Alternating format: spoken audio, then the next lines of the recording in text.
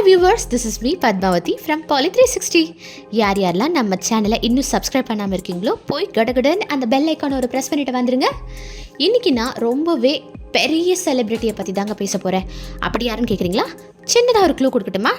ஃபீல்டுக்கு வந்த நாள்லேருந்து இன்னைய வரைக்கும் ஒல்லியாக அவரோட பாடி ஸ்ட்ரக்சரை மெயின்டைன் பண்ணிகிட்டு இருக்காருன்னா பார்த்துக்கோங்களேன்.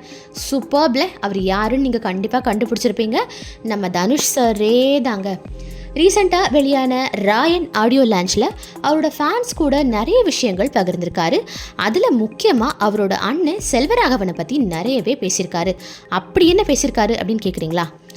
கண்ணம்மாப்பேட்டையில் ஒண்டி குடித்தனத்தில் வாழ்ந்த நாங்கள் போயஸ் கார்டனுக்கு ஷிஃப்ட் ஆகிருக்கோம் அப்படின்னா அதுக்கு முக்கிய காரணமே என்னோட அண்ணன் செல்வராகவன் தான் அப்படிங்கிறத பகிரங்கமாக சொல்லியிருக்காருன்னா பார்த்துக்கோங்களேன்.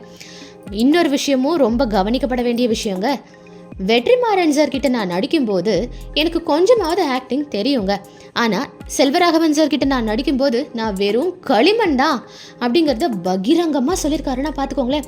ஸோ இது மாதிரி புது புது கான்டென்ட்டோட நான் உங்களை மீண்டும் வந்து சந்திக்கிறேன். Until then, it is me Padmavati signing off. Bye bye.